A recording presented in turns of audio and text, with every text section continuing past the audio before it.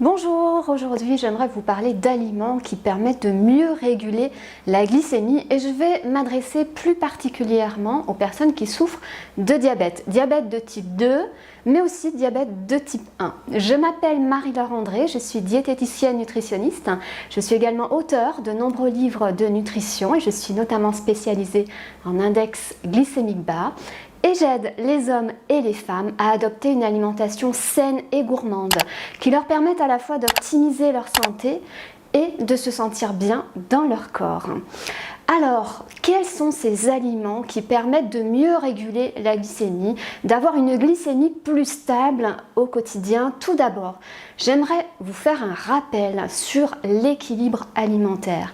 L'équilibre alimentaire, c'est la base quand on souffre de diabète. La preuve en est, regardez cette pyramide alimentaire, donc qui représente ce qu'on doit manger en grande quantité, ce qui est présent à la base de la pyramide, et ce qu'on doit manger en petite quantité, ce qui est tout en haut de la pyramide. Vous pouvez constater que donc ce qui est à la base de la pyramide, c'est ce qui doit être présent majoritairement dans votre alimentation, tout ce qui est végétal, donc tout ce qui est fruits et légumes, puis ensuite les céréales, le plus complet possible et le plus IG bas possible, on va le voir tout à l'heure, et puis ensuite donc les protéines animales, comme la viande, le poisson, les œufs, ça peut être bien sûr des protéines végétales, et puis les produits laitiers également, et puis ensuite les matières grasses, et tout en haut, les produits sucrés. Les produits sucrés, je ne vais pas vous dire de faire une croix définitive sur les produits sucrés, mais vous le voyez, c'est tout en haut de la pyramide. Vous devez mettre un sérieux coup de frein sur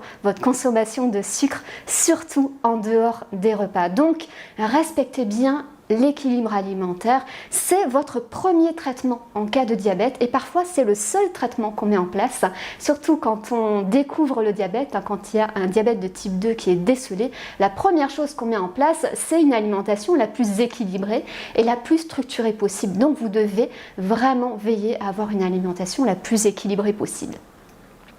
Alors donc, on va faire la transition en fait tout de suite avec les aliments qui permettent de baisser votre glycémie.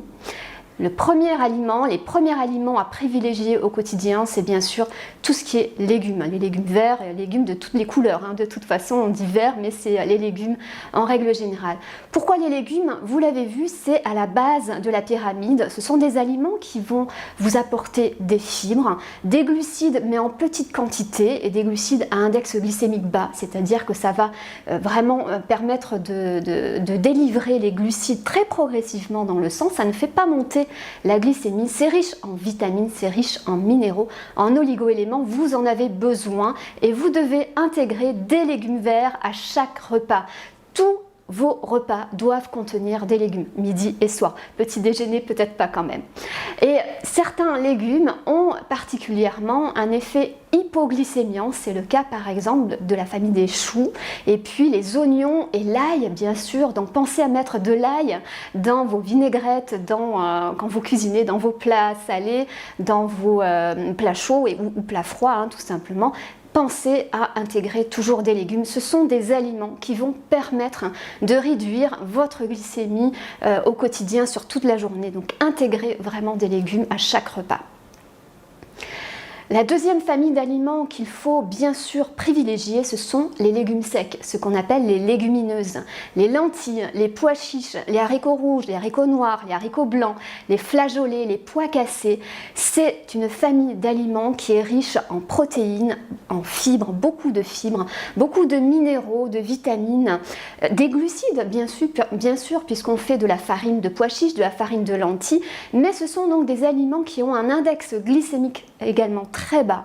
Donc les glucides vont être délivrés progressivement dans le sang, ce qui va permettre d'avoir une glycémie quand même beaucoup plus stable, moins d'à-coups de glycémie et moins de baisse ensuite de glycémie. Donc pensez à intégrer des légumineuses au moins 3 à 4 fois par semaine dans votre alimentation, en guise de féculents bien sûr. Et par exemple, vous pouvez consommer du houmous de pois chiches, des salades de lentilles, de la soupe de lentilles corail, des pois cassés. Donc pensez vraiment à rechercher les aliments, les plats que vous pouvez réaliser à base de légumineuses. C'est vraiment intéressant pour votre diabète, ça va permettre de réduire votre glycémie au quotidien. Pour améliorer votre glycémie, pour avoir une glycémie plus stable, pensez également aux céréales qui ont un index glycémique bas. Donc tout comme les légumineuses, elles délivrent leur énergie, leurs glucides progressivement.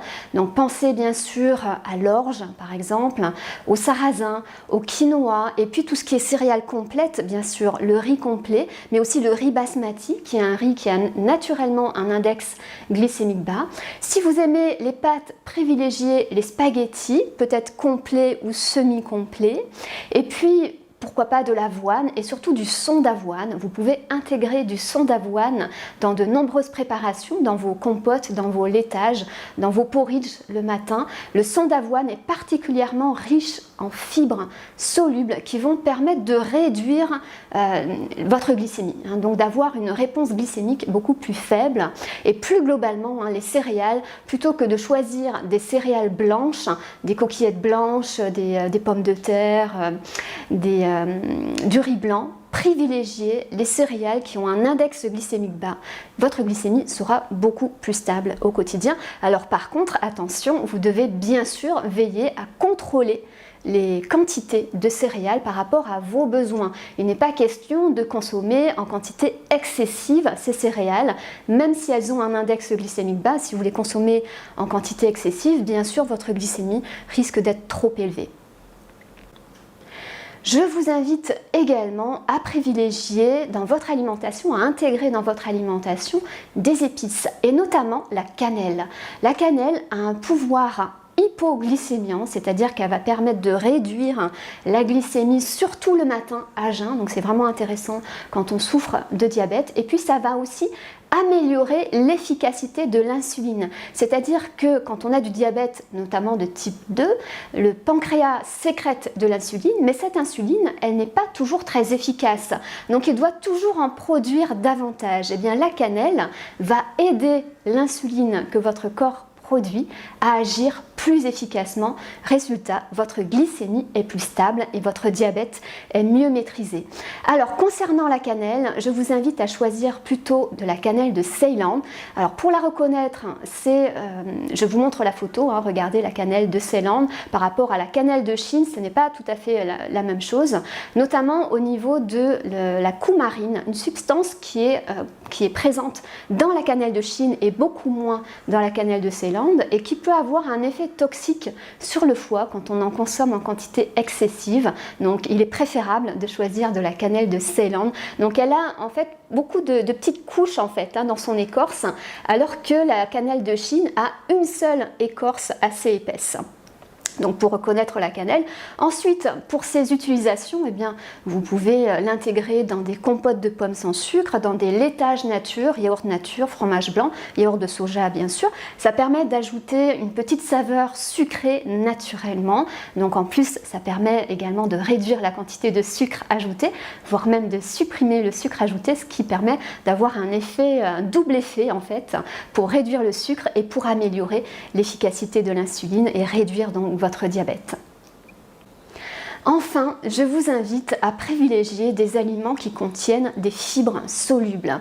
Ces fibres solubles, elles ont une capacité d'absorption d'eau, c'est-à-dire qu'elles vont gonfler au contact de l'eau et former une espèce de gel. C'est-à-dire que dans l'estomac, si vous consommez par exemple du psyllium, de l'agar-agar, du son d'avoine, de l'orge, ça aussi c'est riche en fibres solubles, ça peut être aussi du konjac. Ça peut être aussi des graines de lin, des graines de chia. Tous ces aliments sont riches en fibres solubles et donc gonflent au contact d'un liquide. Ça crée un gel dans l'estomac, ça crée un gel coupe-faim et ça permet également d'abaisser l'impact sur votre glycémie, de réduire votre glycémie. Donc pensez à intégrer des aliments qui contiennent des fibres solubles dans vos repas. Les graines de chia, vous pouvez les consommer par exemple au petit déjeuner dans un porridge ou bien en dessert, faire un pudding de chia avec un lait classique ou un lait végétal, ça peut être vraiment très sympa. Le son d'avoine, donc je vous l'ai dit, vous pouvez l'intégrer dans certaines recettes, dans des recettes de pain, vous pouvez aussi le saupoudrer sur des salades composées. Et puis le psyllium, si vous ne savez pas comment l'utiliser, je vous invite à regarder cette vidéo, cliquez sur le petit i là ci-dessus et vous allez pouvoir vraiment savoir comment utiliser cet ingrédient qui est très riche en fibres solubles soluble et qui permet vraiment de mieux réguler le diabète. Voilà pour ces aliments qui permettent de mieux maîtriser votre glycémie et votre diabète.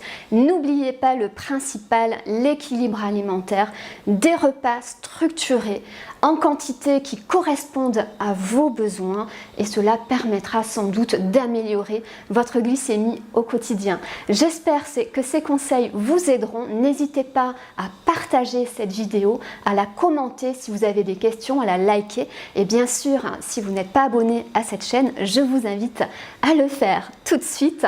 Vous recevrez une notification pour chaque nouvelle vidéo. À très vite pour des nouveaux conseils nutrition et des recettes saines et gourmandes.